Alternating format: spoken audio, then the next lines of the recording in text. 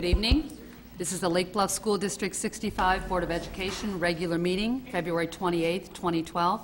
Al, would you call roll? Mary Jane Brady. Present. Jerry Kearney. Present. Al Fivehouse. Present. Eric Wagner. Present. Leanne Charlo. Present. Mark Berry. Present. Susan Ryder. Present. Communications and questions from visitors. Do we have anybody who would like to address the board? Would you please approach the podium and state your name and your address?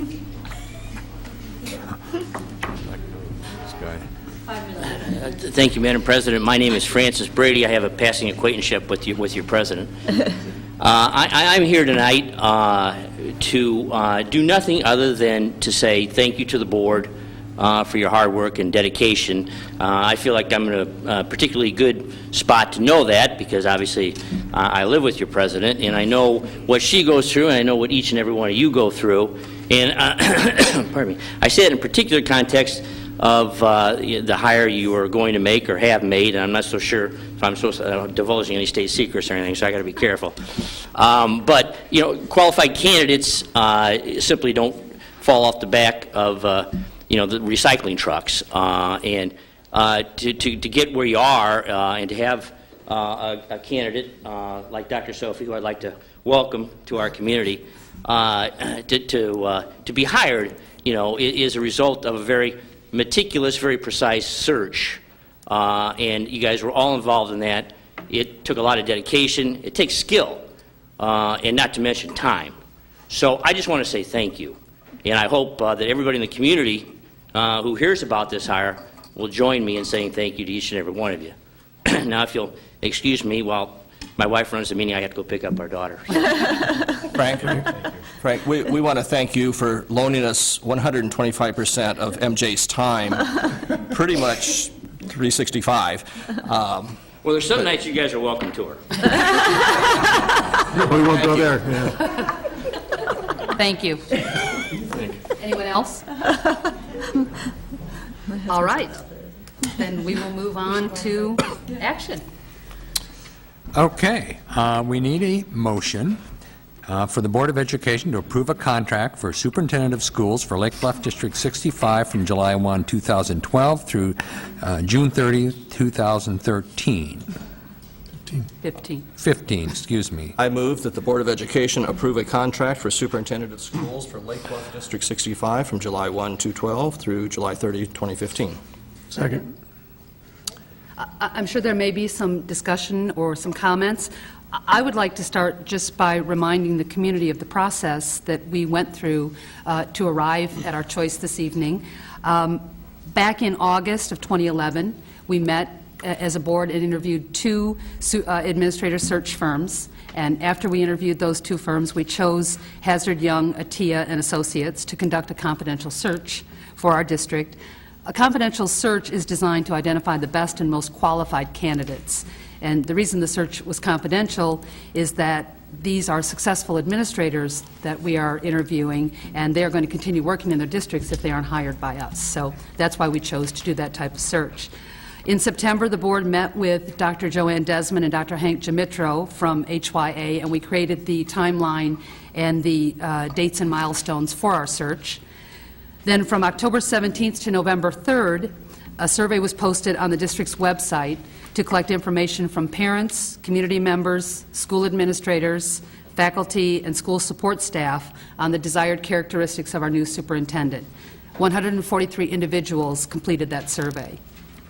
On October 25th and 26th, our consultants met with 70 individuals from our community who were parents, community leaders, staff members, administrators, and current and previous board members to collect input on the desired characteristics sought in our superintendent. In addition, all members of the community were invited to attend 2 public forums during those 2 days. During the November 15th board meeting, Dr. Desmond of HYA presented to the board a report sharing what they had learned about the district and the community's views on the desired characteristics for our superintendent. Then from November 15th to January 15th, the consultants reviewed applications and recruited candidates based on the criteria identified by our community and the board. 47 written applications from individuals in 8 states were reviewed. The consultants interviewed 12 of those candidates, and determined the 5 individuals that were the best match for our district. They conducted reference checks on those 5 and then recommended those for our interview. On the January 27th and 28th, we interviewed those 5 candidates. All were sitting superintendents with doctoral degrees, currently working in the Midwest. At the conclusion of those interviews, 2 individuals were selected to move for to the second round for a second interview. On February 6th and 7th, we conducted second interviews with those 2 finalists, and at the conclusion of those interviews, the board decided that Dr. Sophie was our choice for our next superintendent. After that, the board used that time to arrange a site visit in Dr. Sophie's district, to conduct contract negotiations, and to conduct a thorough background check. On February 15th, 2 board members conducted a site visit in her current school district, meeting with 29 individuals representing teachers, support staff, administrators, the teachers' union, community members, professional organizations, board members, and parents. The site visit affirmed what the board learned through the interview process and added confirmation to our view that Dr. Sophie was the right choice. And that brings us to tonight. I'd also like to remind the community that the details of our search are posted on our district website on the school board page under superintendent search. So I'm sure the rest of us have some comments that we might like to make, but I think we're all pretty excited to be here this evening. I can say something. Okay. I'm going to dovetail in on what Mary Jane just said. I was one of the lucky ones who got to go to Dr. Sophie's offices and meet with the 29 other individuals who she has worked with in the past. And as MJ said, that included administrators, teachers, staff, employees, board members, parents, PTO members, and community leaders. This list included individuals who did not always see eye to eye with Dr. Sophie on all topics. But on very short notice, every single one of these 29 cleared their calendars and made it a point to be available to speak to us about Dr. Sophie. All these individuals were conflicted. All were sorry to see her go. But they're also very happy that their coworker and friend had the opportunity to come to Lake Bluff. Over the course of that visit, we had heard many stories. The one theme that linked all these people together was one of leadership, mutual respect, compassion, and listening ability. We consistently heard that coworkers and staff found Dr. Sophie to be a great leader. My own impression was that most would follow her willingly off of a cliff. We consistently heard that all groups of stakeholders felt respected by Dr. Sophie, regardless of whether they agreed or disagreed. All felt the relationship was professional and respectful. Dr. Sophie was consistently characterized as a compassionate leader who was a great listener. We heard this over and over and over again. We observed a caring and sensitive individual who knew the names and details of individual family situations for all of these 29 people we met and entered the room. We observed and witnessed firsthand tears and hugs as the individuals were leaving and wishing her well and saying goodbye, knowing they're losing their leader.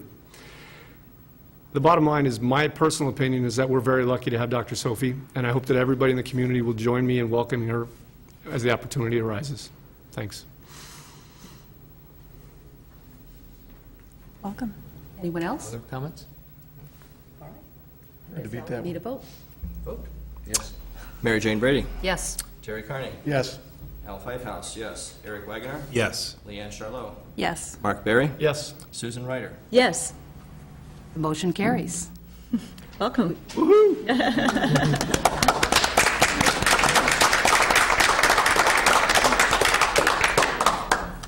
So our next order of business is to introduce Dr. Sophie, and I have a little bit of background information, and then I believe that she's going to say a few things to us and to the community. Dr. Sophie is currently in her 4th year as superintendent of schools in Westchester Public Schools District 92 and a half. The district has 1,290 students in 3 attendance centers.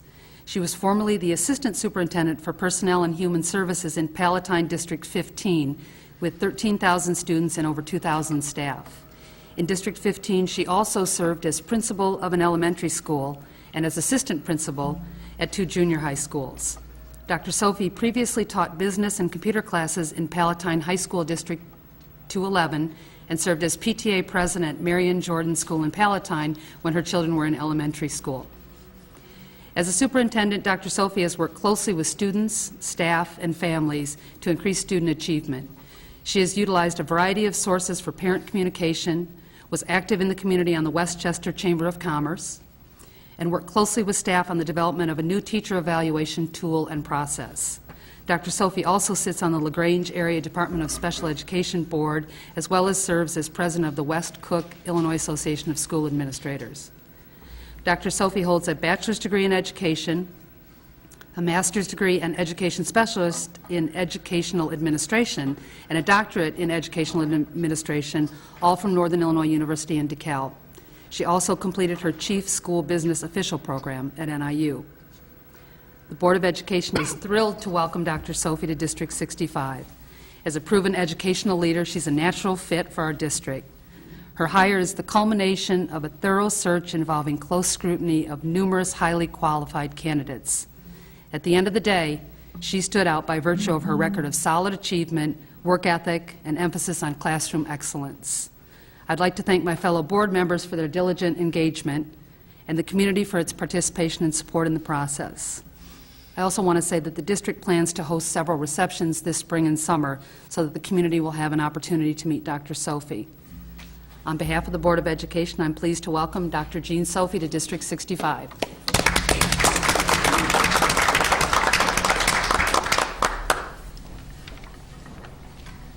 Good evening, everybody. Normally, I don't have to refer to notes, but I'm so excited I know that I would forget half of my few comments, so I'm going to refer to them tonight. I am so excited and honored to serve the students and their families and the community and the staff in Lake Bluff School District 65. There is no more important job than educating our children. The children of today are the future of not only America, but of the global world. We are preparing the leaders of tomorrow. I look forward to working in a community that values the education of children and are active participants in that educational process. I would like to thank the Board of Education for a very thorough search. Through that search process, we were all able to get to know each other and our beliefs and values, and I really look forward to working with all of you and working together for the future of each and every one of our children in our school district. We will be planning transition activities between now and June 30th, and I will be actively serving in my school district through June 30th, but am planning on attending some selected events and teas and getting to know everybody here. I really look forward to getting to know all of our students and their families, the staff members and their families, and the Lake Bluff community in all the months and years to come, and I look forward to serving this school district for many, many years. Thank you. Very excited. Thank you. Thank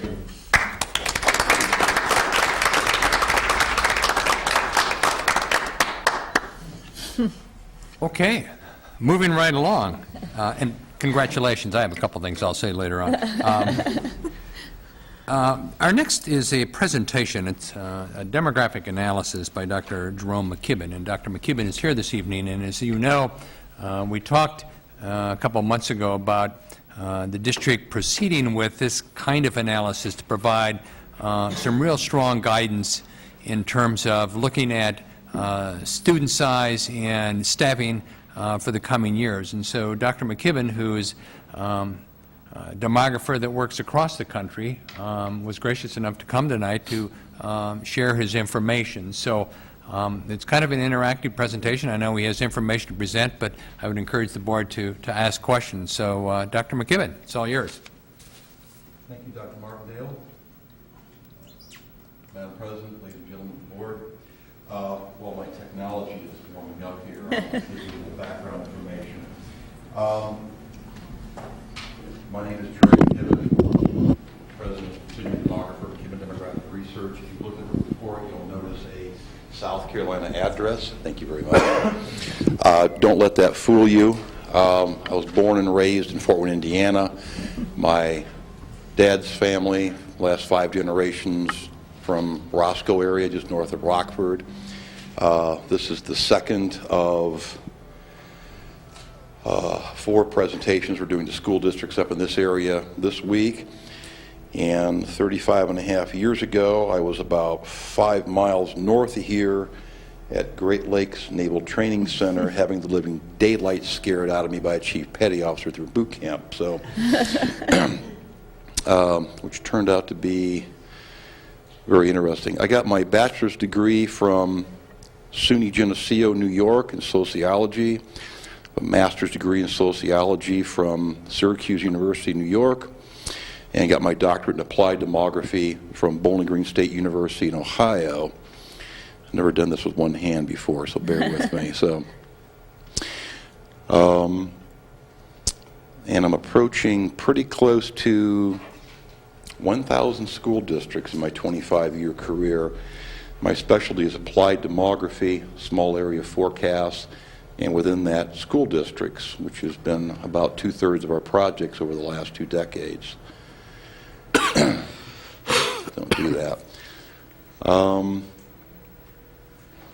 Just bear with me here for a second. You can see the long list of clients I've had this year.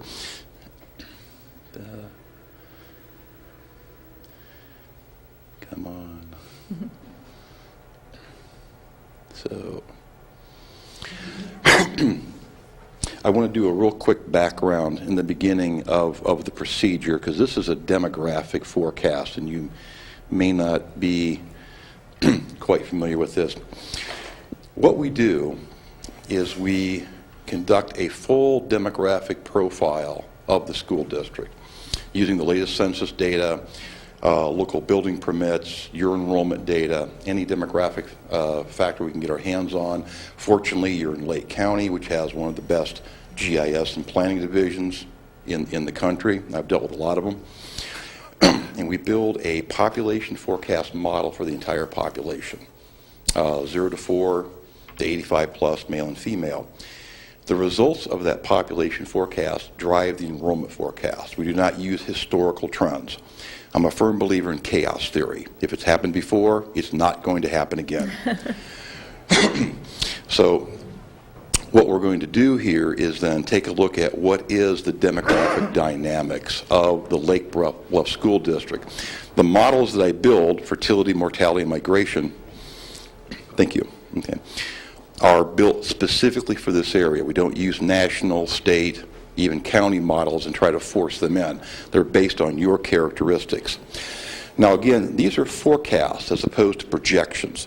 A projection takes past trends of the last 2, 3, 5 years, whatever, holds them basically constant with some minor modifications, and drives them forward. A forecast is a whole list of assumptions. If X happens, Y will result. The closer your forecast assumptions are, the more accurate your forecast would be. I'm up at Gurney 56 in 2 days. Did their forecast 4 years ago. I'm off by 1 student. So it's those mobile homes, they will get you every time. Now, there's no such thing as a wrong forecast. It's in the future. We have no idea. So you can do a forecast. There's 2 things you have to remember. What's the probability of this forecast coming to pass? What's the probability of an alternative scenario coming to pass? So you can argue, disagree with the assumptions, what's going to go on in the future. You can put that in a high growth, low growth. What we have here is what I consider the most likely scenario. Because I'm a demographer, I'm not a soothsayer. If I actually knew what was going to happen 5 years in the future, I would have retired from my stock market killings years ago. I want to go over the main assumptions. Most of these are macro, some are micro. Number 1, we don't go into deep recession. Deep recession is defined as GDP dropping more than 1% for 4 consecutive quarters. We don't see a robust recovery either. I think we've seen the bottom for everything except the housing market, which is going to be trailing. So basically, it's not going to get much worse. It's going to get slightly better. Interest rates have hit historic lows. Now, this is traditionally a very, very key point, and I want to go into housing here for a second. We're assuming 30-year fixed mortgage stays below 6%. This morning, it was 3.8%. 15-year fixed was 3.2%. Now, think about that. Interest rates that low, there should be people lined up down the street for mortgages. They're not. There's other factors in play here. The other aspect I need to point out is it's not new home construction so much, particularly for a district like Lake Bluff. Okay? It's the sale of existing homes. And since over 85% of your homes are single-family detached, that's going to be the real driver of any enrollment change or population change in the future, the sale of existing homes. Mortgage approval rates stay the same. There's no restriction on home lenders. Your housing foreclosure rate does not exceed 125% of the 05-07 average. The foreclosure bug hasn't hit this area that hard. It's higher than you're used to, for sure, but not nearly as bad as some of the areas in Atlanta. I live outside of Charlotte, being devastated by this factor. Las Vegas, Indianapolis is getting hit real hard. So it's higher, but it's not that bad. So, which would, cause some housing movement. So we're going to say it's not going to stay that bad in the near future. Anything currently platted and plans build out by 2020. Your unemployment rate for the county stays below 9%. You're a city in a large county. Most of the people who live and work or live in Lake Bluff don't work here. So you got a lot of movement. So the general regional economy has a point. 9% is a tipping point. Goes above 9%, stays there. It starts to be a detriment towards migration. Now, if it goes up to, and interest rates work the same way too. If they go up above a certain tipping point for a couple of months, drop back down, it's not much of an impact. If unemployment goes to 15%, stays there for 3 years, it's a major drag. So the magnitude of this violation of the assumption has a direct impact on how long it's going to, or how much it's going to have an impact. Transfer rates stay the same. The last 2 weeks notwithstanding, the inflation rate for gasoline stays within 5% per year. If it goes to 5% for 10 years, you're looking at 6.25 gasoline by 2020. No building moratorium. Businesses remain viable. Existing home sales that are distressed, underwater mortgages will not exceed 20%. That's closely tied in with your foreclosure rate. RealtyTrack.com is a great place, or LPS Lending Service is a great place. Look at that data at the local level. Your turnover rate, and this is a key one for Lake Bluff. Housing turnover rate will remain at their current levels. The majority of existing home sales are made by homeowners over the age of 55. Most turnover households are in their 70s. But we use 55 as where they start. You see a little pop at 65 when some people retire, but most people who downsize don't do it till their 70s. Private homeschool rates remain constant, although in these forecasts I have a slight return rate, about 0.5% per year, from private to public. Reason for that is the average private school tuition is increasing at about 8 to 9% per year, about 10 to 12% for middle school and high school. Economically, it's becoming much more difficult for people to afford private schools. Client home construction's ended, and your foreclosure of commercial property remains at the 04-07 average. Now, what we do is we take your district boundaries, superimpose it on 2010 census geography, and pull every variable we lay our hands on. The key ones are population by age, household, homeowner, people per household, and the like. Now, I've dealt with census data for 30 years. It's the best data we're going to get nationwide down to the block level. Okay? It's not infallible. The first thing we look for is, are there errors in census data? And there usually are some kind of errors in there. And as the case may be, we found one for Lake Bluff. Because I looked at the data and they said, wow, they've got 1,100 group quarters population living in Lake Bluff. I said, there's no group quarters in Lake Bluff. So I went back, checked the blocks and the numbers, and sure enough, instead of having the RTC Center for Great Lakes Recruit Training Command in North Chicago, they have them in Lake Bluff. So they have 1,100 sailors living in your district that aren't here. But we put that in there. That's why you get that big 15 to 19 bubble in there in 20 to 24. Fortunately, it's group quarters population. They don't affect your household numbers, your household size, anything like that, and they're very easily extracted. So the other thing we do is go back and check school-age population, where your number of first graders should match up pretty close to the 6-year-olds. Look at your households, see if it matches up okay, and the rest of the data looks fine. So take the group quarters problem alone. There's a case in Indiana, Westville, Indiana. They keep putting the prison in the city. It's not there. So the census will show up with like 25% population growth, and it's all prisoners. And they get excited every 10 years and then realize it's wrong. Mm-hmm. This shows you your population distribution and the forecast for 15 and 2020. Now, I learned a long time ago that when I put numbers up on the screen like this, people are asleep usually in about 30 seconds. So the better way to look at this is a population pyramid, okay? This is a graphic representation of the population of the district in the 2010 census. Male, female, school age. It's a great way to see what the relative size of each age cohort. Here's your elementary students. Here's your middle school.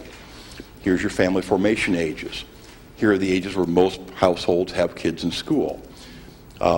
50 to 65 to 70, empty nest households. 70-year-old, that's where the turnover rate is. And we can see where the current distribution of your population is in the life course and where they're going to be in the future. Now, of course, this big bar here doesn't exist, okay?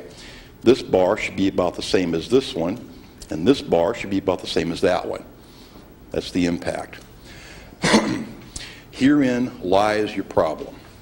You'll note that there's a very, very small bar of 0 to 4 population. That's your preschool coming in. And this is where the demographic dynamics is different than what you see. I haven't been to a school district yet in my career where the people who live here, sit on the board, or the administrators and the teachers don't know the district. The problem is they don't realize that demographic trends are not real time. There's usually a 3, 5, 7-year lag. A family may move in with elementary age kids, but they may have preschoolers as well. They may have children after they move into the house. It may take 7 years to see the full impact of that housing unit or that household moving in on your enrollment. But people want to add it to what you have right now. How this works is go 5 years in the future. This cohort is your elementary age students. That's the base you're working off of, not this one. So you have in-migration, and like most suburban areas, you've had in-migration and will continue to over the next 10 to 15 years. It's like you had the last 20, 30 years. How much and what are the distribution? This is family formation age, basically 24 to 34 years old. This is when people get married and have kids as a rule and buy their houses. You do not come out of high school or college or trade school and buy a house. You rent an apartment. Then you buy a house. Okay. Get married here, start having kids here, move to the suburbs here. You have very, very few 20-year-olds living in the district. 2/3 of all births occur to women in their 20s. The second highest one is 30 to 34. Okay. You don't have enough women in prime childbearing age in the district to produce grade cohorts the current size you have in the elementary grades. Hence, this deficit in the 0 to 4 population. Yes, ma'am. You may be getting to it, but the statistic that you just quoted doesn't, I can't imagine it's true in our district that women are having children primarily in their 20s. The median age of first birth is 26 In this district? in the whole country. Yeah, I would Okay. think we're No, much no, no, no, older. no. First birth. Okay. Most of them have a second birth, too. Median age of second birth is 30 years old. Now, that's a general statistic. Okay. The second thing you want to add in there, they say income, actually it's educational attainment. Okay. But I like to use income because people relate to that. There's a great rule in demography. You can have money, you can have kids, but you can't have both. Anybody who's a parent knows what I'm talking about. Now, the higher educated and the higher income the area, the later they're having children. Right. Okay? So you're going to see age of first birth. My wife's a PhD also. She had her first birth at 35. I was a first-time father at 40. Okay? So I'm painfully aware of this because people keep telling me what a nice, well-behaved grandson I have. Exactly. Yeah, exactly, yeah. The problem lies, and you're absolutely correct, So if you have a municipality, a city, a school district that has a large number of professional women who have master's degrees or PhDs or professional careers, they've probably started their childbearing in their 30s. Right. So the 30 to 34 is probably much, and it's getting that way for the rest of the country too, much higher than 20 to 24. Right. The problem lies is when you see professional women like that, their total fertility rate, number of children they have in their lifetime, Right. is about 1.3.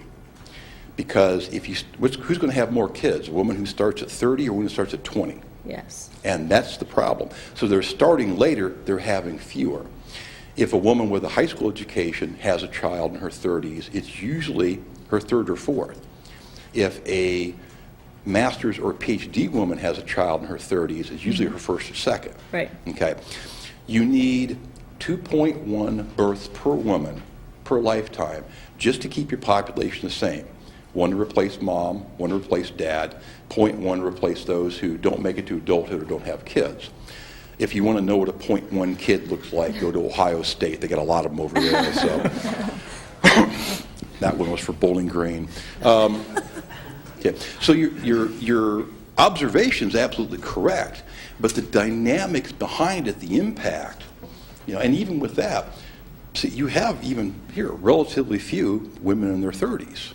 Okay, so even with that factor in there, say all your fertility is in the early 30s, there's just not enough women, because here's the bulk of your population. Okay. Yeah.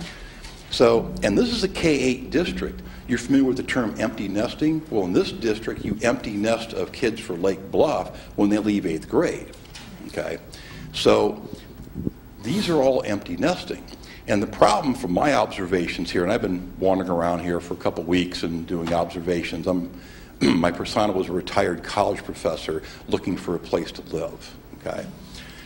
Everybody I met likes living in Lake Bluff. I did not have one person say, I can't stand it, well, except for the kids in high school, can't wait to get out of here, okay? But that'll change. Everybody that lives here likes living here. And they have no plans on leaving. And that's the problem. Because there are all these empty nesters in the next 10 years are going to stay put. And what's going to happen is the average household size is going to drop. And the proportion of households with kids, which is currently around 35%, is dropping because they're going off to college, because your college participation rate is very high. They go off to college and move someplace else. Now, you can have young families move in, but must have a housing unit for them to move into.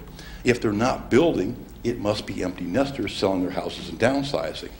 So the sale of existing homes is going to be your best short and medium range predictor what's coming in. Then there's the housing market dynamics too. Great mortgages, can you get a mortgage? Okay. This sets the tail right here. Okay. This is what we call the classic suburban pattern. Okay. This is not a Lake Bluff issue. In fact, it's going over a lot of areas in Lake County doing this right now. If you had the bulk of your in-migration in the 90s and early 2000s, you have a bulk of population here. Okay? If it happened later in the decade, it might be down here closer. Okay? No one's having a big building boom right now or immigration boom. But the areas that have a higher proportion of their population in the late 60s and 70s, and the houses can turn over, particularly priced as starter homes, those are the ones that are going to continue to see some in-migration. Because even though the housing market's a fraction of what it was 5 years ago, we still have a housing market. It's still working. So, now, from the census, we check these numbers. This pretty well tells the tale right now. You'll notice, and this is the count of single year by age from the census, and you'll notice that your current enrollment, first, second, third, fourth grade, match very, very closely these numbers. It's about 90%. No district in the country has 100% of the kids living there going to the school, so there's always variation. The average is about 80, 85%. You're running close to 90. But you can see the numbers have been steadily decreasing. If you take this out all the way to age 19, you'll see the cohorts up there, we're currently in high school, are in the 150s, 160s. That's why your enrollment's been dropping for the last couple of years. You have large cohorts leaving, relatively small coming in. you can see the problem with your preschoolers that's coming. These are kids that already live in the district. In the absence of in-migration, if nobody moved in 7 years, your elementary enrollment would probably be down about 20 to 25%. Okay. Because you just don't have enough living in the area now. Now, with the population forecast, we did put additional in-migration coming in. There will still be young families moving in, new additional kids. Some will go into existing grades in the elementary school. Some will be preschoolers. Some will move here and have children afterwards, particularly if they're in the situation that you mentioned. Although increasingly most people are not buying a house and going, let's have a kid because they've got other expenses. But it does happen. And the numbers here you see for 1, 2, and 3-year-olds will rise as they age through the system. The problem is they're not going to rise to 110 or 120. They may get to 90 or 100. Okay. Hence the enrollment forecast. Now, I hate to admit this as a demographer, but the big reason for year-to-year population change is what's the number coming in, what's the number going out. It's all cohort differential. Okay. So what does save you a little bit is in the future, your 8th grade classes graduating out of the system are going to be smaller than you saw over the last 5 years. So you have less leaving, means you have less to make up. Couldn't have come at a better time because the number coming in is smaller. And again, those numbers come from the population forecast. And I want to note, you have one particularly small cohort that will be leaving in 2016. You can track it back through your data. It's the one that came in about 4 or 5 years ago. That's the one year you go out because you're only losing 97. Next year you lose 131, you drop 26 students. So, now, what's it going to take for this forecast not to come to pass? Which is probably the first question on your mind. And the answer to that is have anywhere between 75 to 80 new households, preferably people in their late 20s into the 30s, that either have kids or going to have kids move in every single year. It'll take that much to rebuild these cohorts. So that is the situation that you're facing. Now, there's a great way to track this is, again, in your report, you have the table, single year per age. As the 2010 counted 3-year-olds enter school, kindergarten, I prefer first grade myself because it's a better point of reference. Maybe the 4-year-olds going into first grade in fall 2012. If you're seeing a drop between two numbers in the census, you should see a corresponding drop in your enrollment. If it's less than that drop, it means you're picking up in migration. If it's less of a drop than I have forecasted, it means it's coming in faster. Conversely, if they're down, that means the in-migration is slower than I forecasted, and the problem's being accentuated. And that's pretty much it. Questions? I'm just curious, does your study look at all at kind of the makeup of the village and whether there are areas where there could be new housing built? Well, we looked at district level. There is potential area for new housing being built. Mm-hmm. Every area has that. There's, you have some wetlands here and all that. So potential for housing being built, yeah, it's here.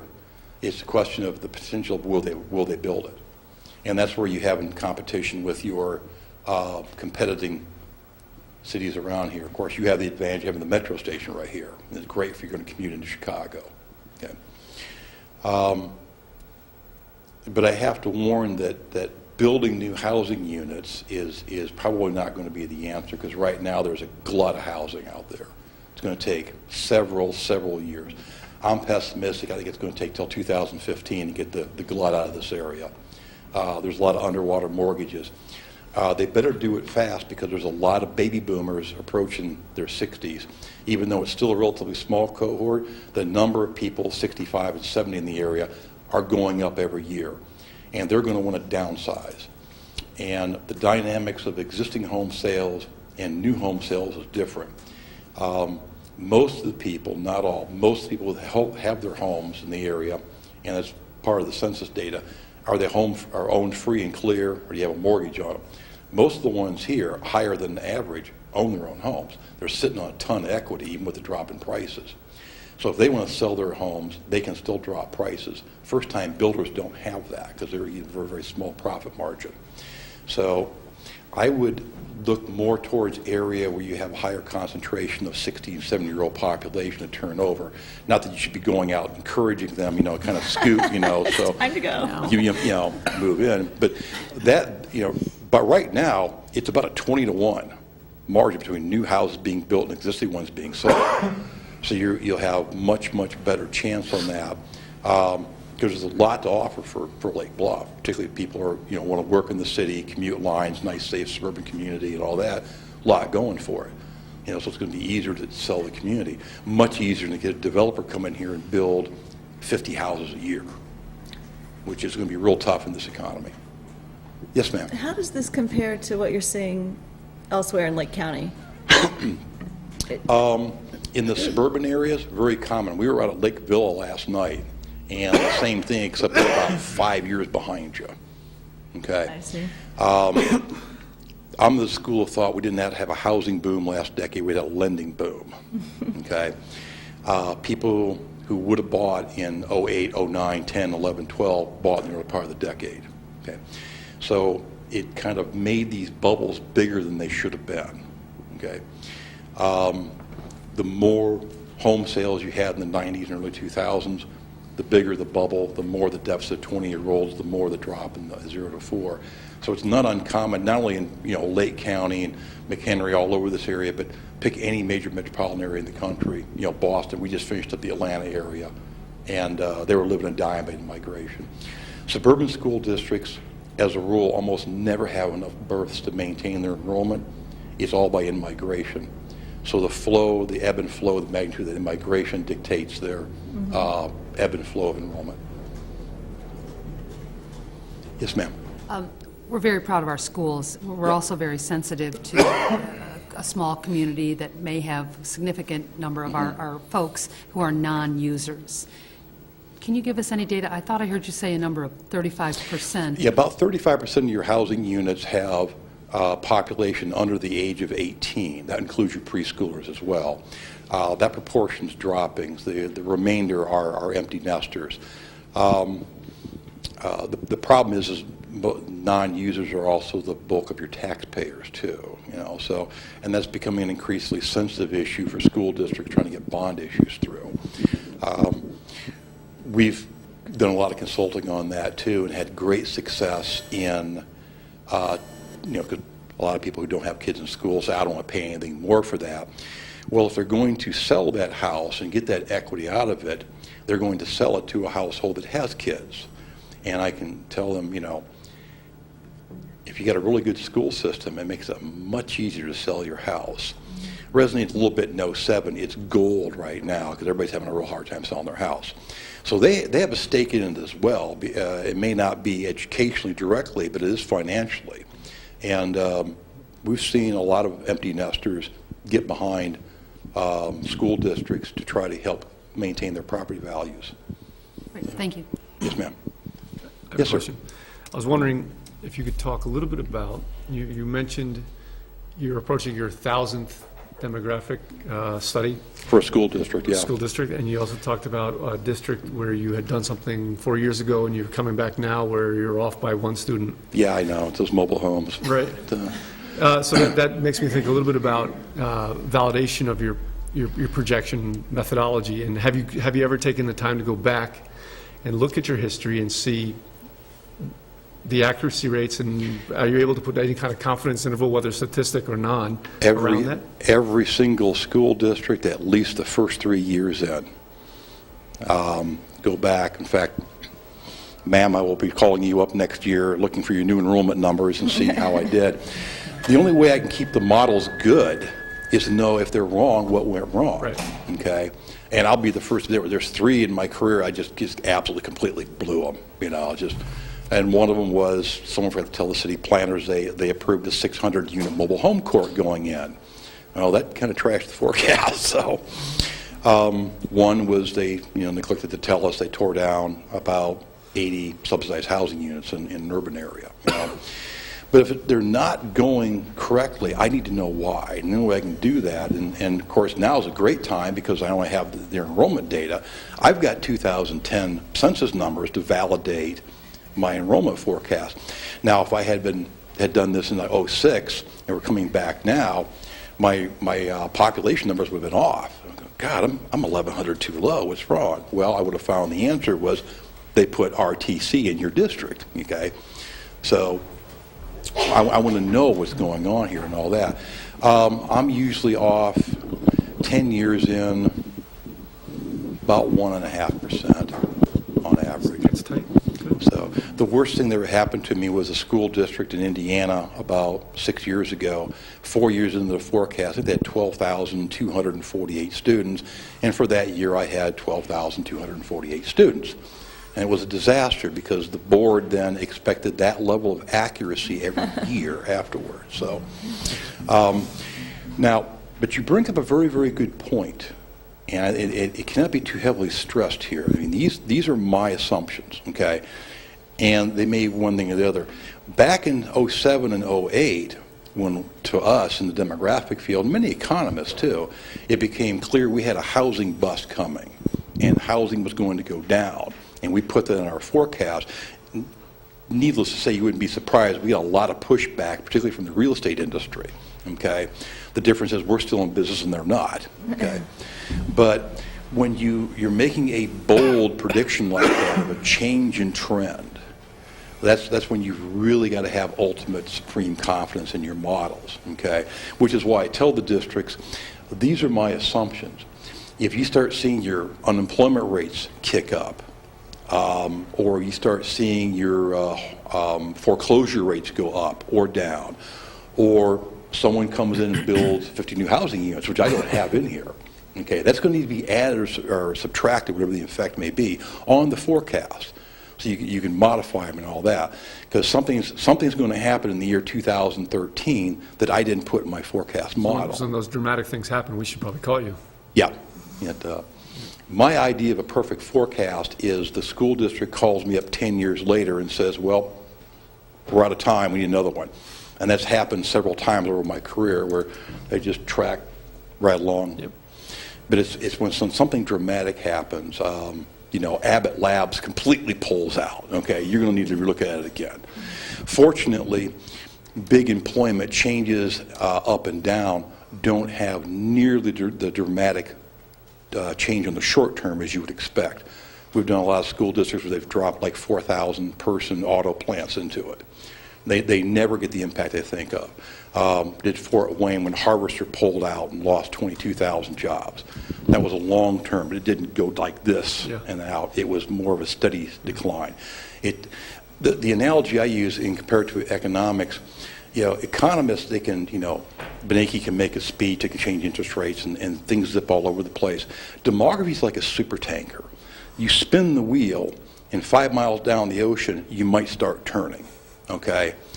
But if you whip that wheel back, it's not going to go away. There's a lot of inertia in there that you have to get into it. And the inertia right now is your age structure. You have baby boomers, and then you've got a large bubble in those age brackets. It's going to take a lot to change it. So you may have more building. You could have more births, okay, which would be positive aspects. But building on your current demographic situation, it's going to take a lot to change that trend. So, okay. Thank you. Other questions? I see over the last 2 years a drop of 26 and 27, and then the drops that are thereafter are predicted to be much lower than those. Right.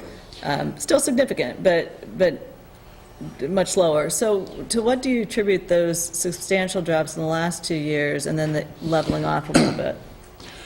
Well, even though we linearize our trends, there is variation noise in there. Right, of course. Right. This one, it's interesting to figure out. Here's 138 going out. Okay. Here's 138 going out. Here's only a 9 drop. Here's a 26. There's other things going on back here. You may have a larger cohort coming in. You may retain more students. You may have more kindergartners. You got a little variation in the EC. There's a lot of demographic. There's a lot of non-demographic factors in there too. We're holding all your administrative things positive. The main reasons here, particularly in this stretch here, we only have you dropping, 10, 13 at the most, 16. On the short term, 3 to 5 years, some private school kids coming back in. Now, your private school rate's a little higher in this area than many of the areas in the north and the west.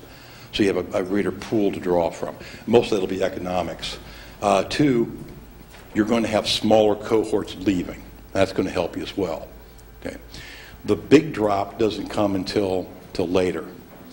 The number I would be watching is not your kindergarten, not your first grade, your second grade. This is more established. Kindergarten's just too weird. Not everybody goes there, go private and all that. First grade, if the parent decides like a reading readiness program or they want to retain a student for 1 year, they'll do it in K or 1.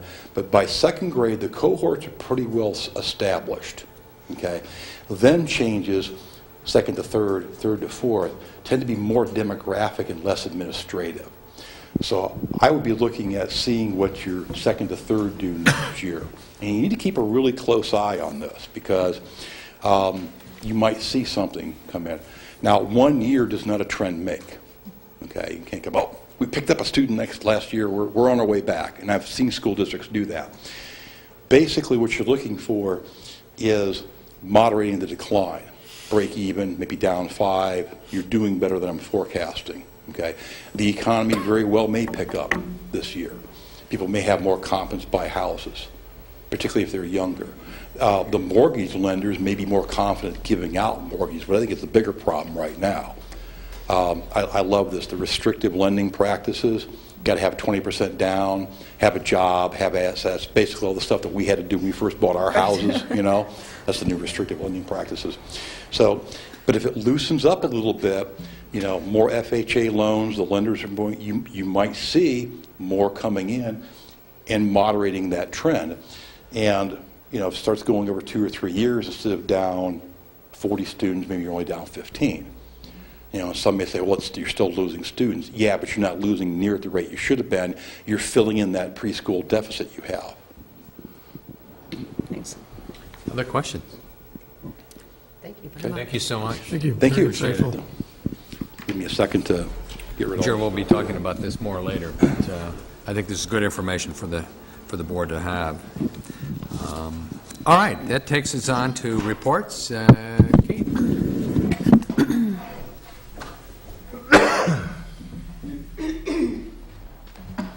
Hello, I'm Kate Emerald, president of the PTO, and I wanted to welcome Dr. Sophie. So I will start with our PTO report. We just concluded our annual audit that closed out June 30th, 2011. And I am very proud to report that we took in $278,000 and some change, and paid out $251,000 and some change. So a big thank you to everyone involved in the PTO, and of course it shows that we have great support of not only our parents but our community as well. Quick reminder, March 10th is our annual fundraiser, Mission Possible, and we hope you can attend. Please get your RSVPs in. The enrichment update at LBS Elementary School, we just had Justin and Liam in, and I had shared, it's a musical duo, and they create songs with the elementary students, and I had shared the MP3 files of those created songs with Mary Jane Brady and Dr. Martindale, so maybe they'll share them with you too if you're lucky. They're very cute. We also had today a historical perspectives presentation about Wilma Rudolph, which was very dynamic and entertaining. March 16th, we have the Wheel of Wisdom coming, and April 13th, Matt Wilhelm will be there. He's a BMX biker, and we'll talk about bike safety as we enter into the spring. At LBMS, we had Wheel of Wisdom on February 10th, and we have Circus Boy on March 16th, and he was a Leno Show guest, and his message is anti-bullying. School updates, pretty short and sweet. At the elementary school, we are offsetting the transportation costs for the all-school field trip to the Lincolnshire Marriott on March 23rd, and this is lowering the cost for all students that are attending. Food Day for March 23rd, has been moved to the day before, Thursday, March 22nd. At the middle school, we have the graduation planning underway, still working on yearbook sales and some teacher appreciation events.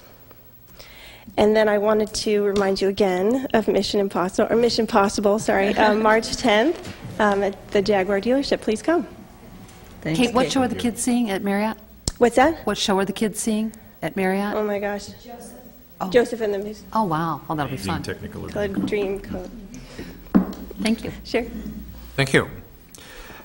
I just have a few short things. One, reminder to the board that on April 2nd, we've tentatively scheduled a session with Barb Toney from the School Board Association. And we are also moving our Committee of the Whole March meeting from March 6th to March 13th. We'd like to have Jane in attendance at that meeting, and she will be out of town on the 6th. That's not the only reason we moved the meeting. As I indicated, one of the things we will bring to you at that meeting will be a opportunity for preliminary review by the board of position and staff changes that we're recommending and program changes for the next school year. It won't be extensive, but nonetheless there will be some, and this will be a chance for the board to review those. Also, the Alliance did approve the outdoor classroom concept that was presented to you last month, and so that will provide them with some seed money to get that program started, and they're very excited about it. And finally, I would like to congratulate both Dr. Sophie and the Board of Education for culminating a tremendously successful endeavor. Having worked in a number of districts and been through this before, it's never easy, but I can tell you that this Board of Education did it the right way, and they selected an outstanding person to lead them into the future. I have mixed feelings because what it means for me is that I'll perhaps be unemployed a little bit after June 30th. Just kidding. You'll find something to do. But Need a recommendation? We'll provide a good recommendation, that is true. But having had the opportunity to talk to Jean a couple of times, and as recently as last week, I can tell that you guys are going to have a real neat opportunity here to have strong leadership. And I think the students and the staff and the board will be well on their way. So I want to congratulate both Dr. Sophie and the Board of Education on this occurrence tonight. And that would conclude my report. Thank you. Ann, anything you'd like to add? Yeah, a couple things. I want to share with the board that on February 17th was the Tri-District Institute Day, and all three districts' teachers heard Steve Dembo present on social media and the use by teachers and appropriate use and how, what to do and what not to do. And I know that was a big topic that you all went through with the adoption of the social media policy, and he looked at our social media policies from all three districts and then talked about, ideas for appropriate use and what we can do and what we can't do. It was well received. Want to remind all the parents listening about the first of the Emotional Wellness Parent Series that starts tomorrow night, hosted, facilitated by our emotional wellness coach, Lynn Moore, and facilitated by our staff, Jen Perlis-Glassman, Jeremy Corona, Allison Fink, and Carly Quick.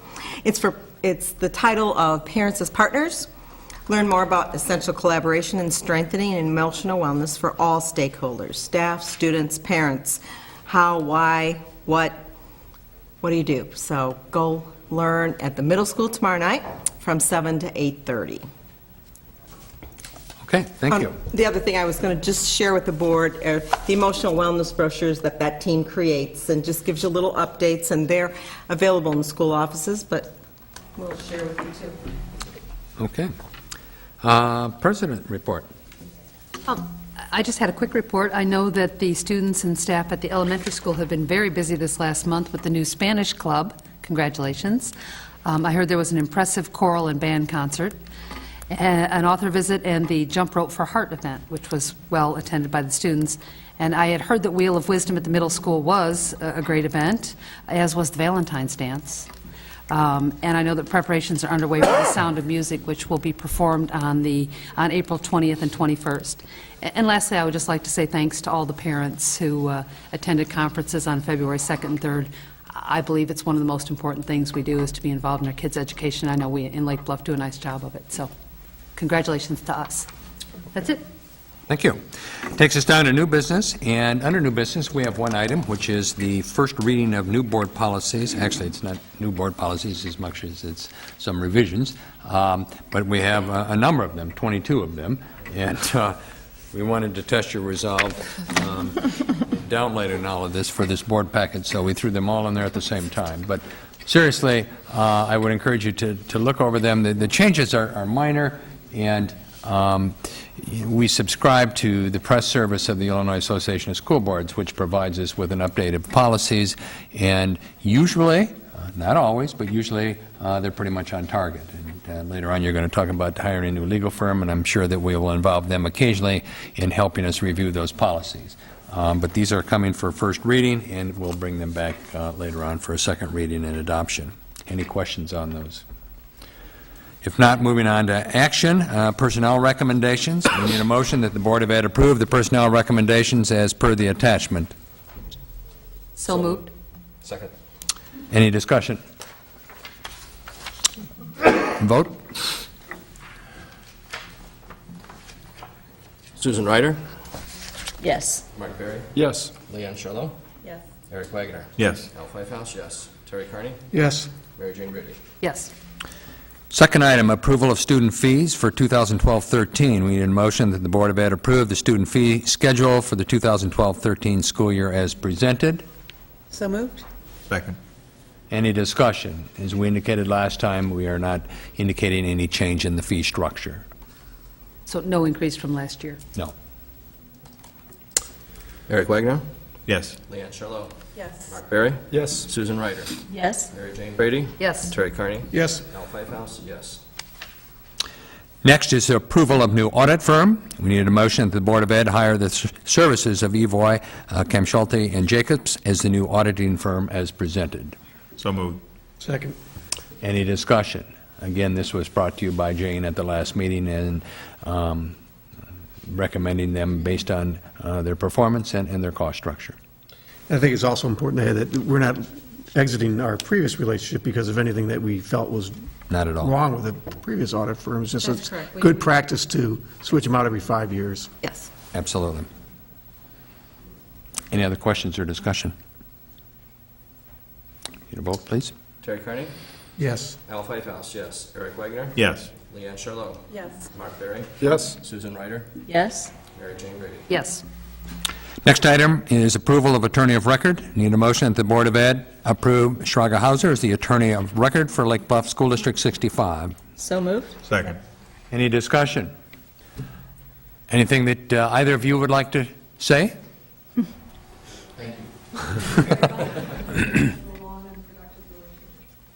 I appreciated you bringing forward several folks that we could speak with, an opportunity to interview folks and look over the materials. I thought that was very helpful, and appreciated the presentation by Shraga.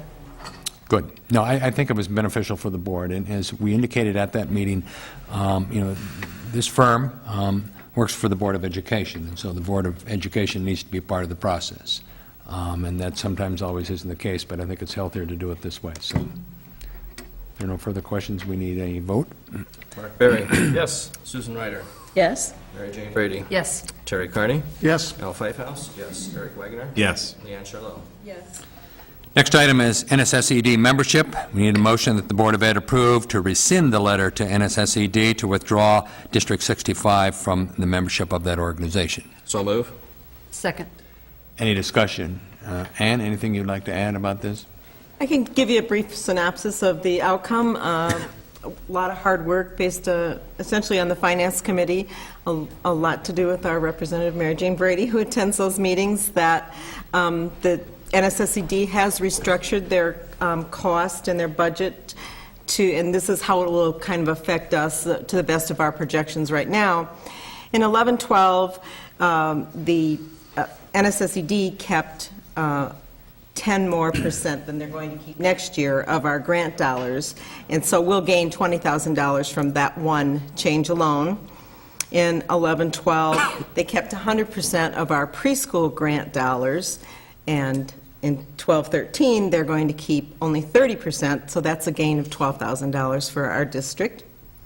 And our membership fees, that's a fee we pay based on every child in the district, whether they have any special needs or not, are going to be significantly reduced, and that will result in about a $30,000 savings for the district. So those things add up to about a $60,000 plus savings in general fees for the district in 1 year.